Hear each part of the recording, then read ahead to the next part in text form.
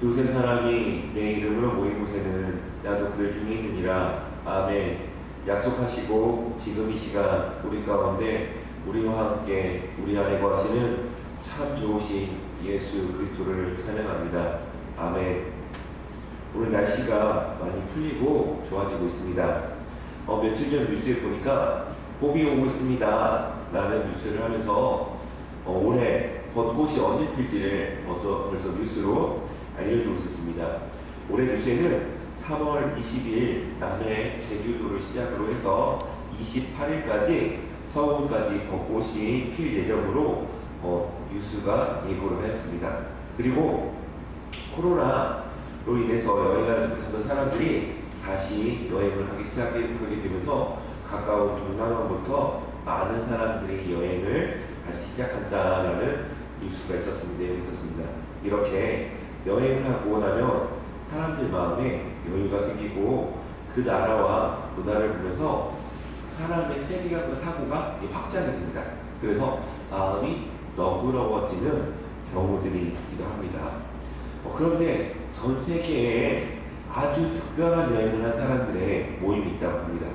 그건 우주 비행사들의 모임인데 이 우주 비행사들이 전 세계에 있는 우주를 비행한 사람들이 모이면 그들은 아주 독특한 세계관이 있다고 하는데 그건 뭐냐면 지역과 종교와 인종을 뛰어넘는 포용력과 이해력을 갖게 된다는 것입니다.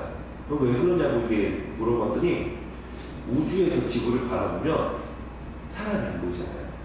그리고 대륙만 보이고 지구가 얼마나 아름답게 보이는지 모릅니다. 그러면서 새로운 세계관을 가지게 된다는 겁니다. 그러니까 우리가 어느 시점에서 어떤 경험을 했느냐에 따라서 우리의 사고와 우리의 생각이 굉장히 넓어지기도 하고 우리가 상상할 수 없는 많은 것을 표현할 수 있게 된다는 거죠. 근데 성경에는 전도서 5장 2절 말씀에 너는 하나님 앞에서 함부로 입을 열지 말며 급한 마음으로 말을 내지 말라.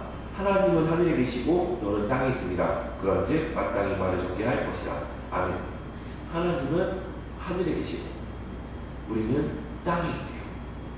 이게 그 무슨 말씀이냐면 하나님께서 하늘에서 우리를 보시는 그 시각과 땅에 사는 우리가 주변 사람들을 보는 시각이 굉장히 다르다라고 얘기하신 거죠.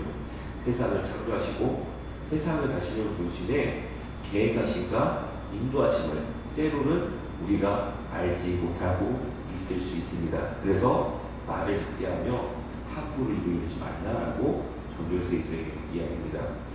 굉장히 신학자이고 고대에 정말 유명하셨던 아우구스티누스라는 분이 계십니다. 그분이 수많은 책을 저서하고 하나님과 사람에 대한 많은 책을 쓰시고 나서 그래 이 정도면 사람들에게 하나님을 참 잘 설명했지 라고 혼잣말 했답니다. 그리고 오늘 밤 자신이 강 하류에서 바가지에 물 떠서 바다에 들어서 내가 바다를 만들었다 라고 외치는 자신을 발견하는 걸 보게 됩니다. 그리고 일어나 자신이 얼마나 무지했는지를 깨달았다고 합니다. 나는 하나님에 대해서 그렇게 많은 책을 쓴 것이 단지 강물을 퍼서 정말 바다에 붓는 그 정도밖에 되지 않는 거구나. 하나님은 정말 우리가 상상하는 그 이상의 상상을 뛰어넘으시는 그런 분이시구나. 나는 그분의 정말 보이지 않을 정도의 아주 작은 부분을 내가 깨달아서 그것을 표현한 것 뿐이구나 라는 것을 고백하였습니다. 그 하나님께서 나를 사랑하시고 우리를 사랑하시고 우리를 향한 계획을 가지고 계십니다. 그런 내용을 갖고 있는 게 이 욥기서입니다.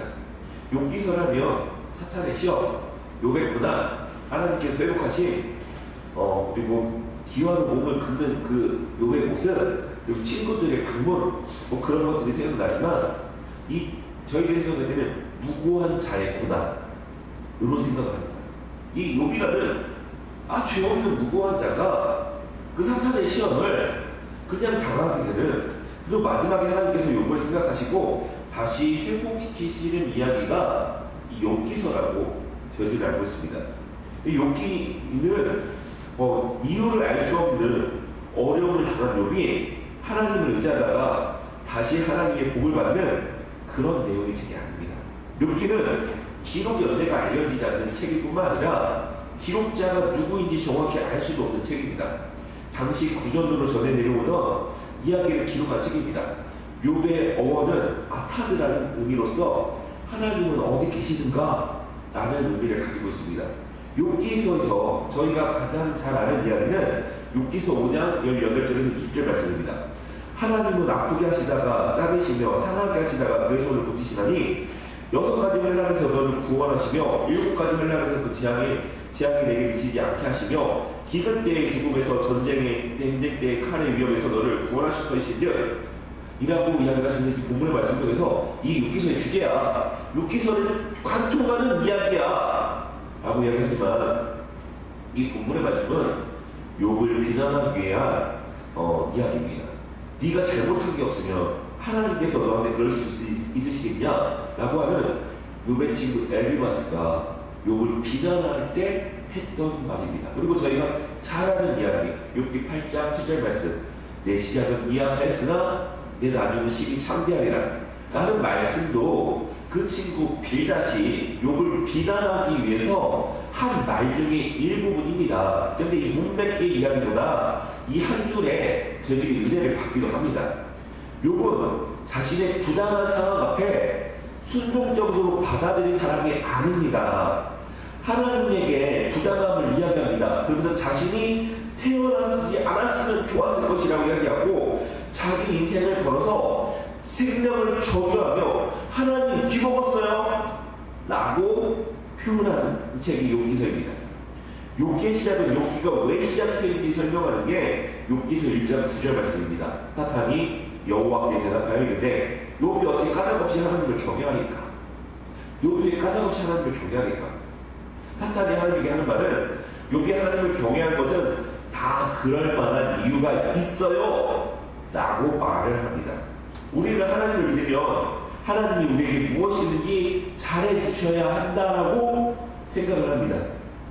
하나님이 우리를 무엇이든지 잘해주셔야 한다고. 우리는 하나님의 건강을 구하였는데 건강을 주시지 않는다는, 그것이 매우 절박한 상황에서 이루어진 것이고 재물과 자녀의 암날에 대해서 하나님 앞에 구하지만 그렇게 되지 않았을 때 하나님을 믿을 수 있나요? 라는 질문을 던진 책입니다. 이 부분에 욥기서가 그런 질문을 던진 책입니다. 욥에게 그런 고난과 고통이 닥치고 어려움이 처합니다. 그리고 그와 함께한 아내는 욥기서 2장 9절 말씀에 그의 아내가 그에게 이르되 당신이 그래도 당신의 온전함을 굳게 지키느냐 하나님을 욕하고 죽어라 라고 이야기합니다. 사람이 겪는 고통 중에서 배우자의 죽음이 사람의 고통이 1에서 10이라면 그 10에 해당한다고 합니다. 그런 배우자가 남편을 죽이 욕하고 떠나버립니다. 엄청난 혼란과 고통을 겪게 됩니다. 여기 그런 욥의 상황을 욥기 3장 6절 말씀에 나에게는 평온도 없고 안일도 없고 휴식도 없고 다만 불안만 있구나 라고 자신의 형편을 욥이 그렇게 얘기합니다. 그리고 친구들이 찾아서 욥에 네가 잘못했기 때문에 이런 벌을 받는 거야 라고 얘기합니다. 모르는 사람이 이야기하면 그래 저 사람을 모르니까 그래 내 상황을 모르니까 내 형편을 모르니까 라고 마음으로 생각할 수 있습니다. 근데 내 가까운 친구와 친척과 가족이 비난하면 그것만큼 우리의 가슴에 비수가 되는 것이 없습니다. 그리고 이 감당할 수 없는 어렵고 슬프고 고통스러운 그 앞에 하나님께서 욥기서 37장 14절 말씀에 욥이여 이것을 듣고 가만히 서서 하나님이 오묘한 일을 깨달으라. 하나님께서 욥에게 유래해 주시는 것 같이 나타나셔서 욥에게 하시는 말씀이 이것을 듣고 알아라라고 하면서 우주의 섭리에 대해서 양이 어떻게 태어나는지 아니? 우주의 돼지가 어떻게 우주가 어떻게 너희들이 문에 넣는지 아니? 막 물이 어떻게 흐르는지 아니? 중력을 유일하게 거스르는 물질이 뭔지 아세요? 물이에요. 물. 중력을 거슬러서 올라가잖아요. 구름이 되잖아요. 오직 물이에요. 우리 사람의 몸속에 물이 있기 때문에 우리 몸이 이렇게 순환을 할 수 있는 거래요. 그 원리를 아세요? 그때 그 사람이 어떻게 하고 있어요? 고통 가운데 신음하고 있대. 지금 여러분 자신의 문제 앞에 너무 죽을 것처럼 아픈데 하나님은 너무나 생뚱맞은 이야기를 한 것 같습니다. 그런데 그런 하나님의 말씀을 주는 욥이 하는 말이 오늘 본문의 말씀입니다. 2절 3절 말씀에서 주께서 못하실 일이 없사오며 무슨 계획이든지 못 이루실 것이 없은 줄 아오니 무지한 말로 이치를 가리는 자가 누구니까 나는 깨닫지도 못할 일을 말하고 스스로 알 수도 없고 헤아리기도 어려운 일을 말하나이다. 아멘. 하나님의 전지 전전하시는 고백을 하게 됩니다. 아니 욥이 왜 그런 고백을 하게 되었을까? 하나님은 왜 욥에게 그렇게 말하였을까? 하나님은 욥이 세상의 관점이 아니라 하나님의 자녀가 되길 원하셨어요. 욥이 1장에서 그 많은 재물과 재산을 가지고 있잖아요. 욥이 말하는 사람, 욥기서 1장에서 이야기하는 거, 오늘 우리가 자랑하는 것과 별반 다르지 않습니다. 그런 욥기에서 하나님이 욥이 그런 세상의 자랑이 아니라 하나님의 자녀가 되길 원하셨어요. 그럼 욥기 1장에서 그가 하나님의 자녀가 아니었느냐? 하나님을 온전히 깨닫지 못했어요. 하나님이 어떤 분이신지 그가 믿는 신이었지 그 신이 나와 함께 하시고 나와 동행하시고 나와 함께 하신다는 걸 몰랐어요. 그 신이 어떤 분이신지 몰랐어요. 자기 인생에 갇혀 사는 삶이 아니라 하나님의 자녀로서 하나님의 마음을 가지고 살기를 원하시는 게 이 욥기서입니다. 그래서 이제 하나님과 돼야 하는 삶을 살게 되는 것을 고백합니다. 이전에는 어떻게 살았나? 어떻게 살면 돼? 어떻게 살면 되겠지? 하고 살았습니다. 근데 이제는 하나님에게 묻고 하나님께서 그 답을 주시면서 하나님께 묻고 답하면서 하나님과 동행하는 삶을 4절 말씀에 내가 말하겠사오니 주께서 들으시고 내가 주께 묻겠사오니 주여 내게 알게 하옵소서. 그렇게 살아가는 욥의 상황과 환경이 전혀 변하지 않았어요. 아직 힘들고 고통스럽고 모든 사람들이 저주하는 그런 삶을 살아가는 가운데 2절, 3절, 4절 말씀을 하는 거예요. 그러면서 그가 힘들고 어려운 상황 가운데지만 그의 눈이 이제 생각이 바뀌어져서 세상을 바라보니 5절 말씀에 내가 주게 대하여 귀로만 들었사오나 이제는 눈으로 주를 배운다. 이전에 하나님의 말씀을 하나님을 귀로 들었어요. 귀로 들었어요. 하나님의 말씀을 귀로 듣고 머리로 생각했어요. 그래서 그 하나님을 믿어야지 이렇게 살아야지라고 생각을 하며 정말 종교적인 사람으로 살았어요. 그럼 그가 이제는 자녀의 삶을 살아가요. 지금 욥의 삶의 환경이 바뀌지 않았는데 그렇게 고백할 수 있었습니다. 그리고 이제 하나님의 마음을 가지고 주님께 묻고 답하며 살고 있습니다. 그렇게 형통하게 되었다라고 성경은 이야기합니다. 욥의 재산이 다시 많아졌는데 그것에 관심이 욥의 일이 아닙니다.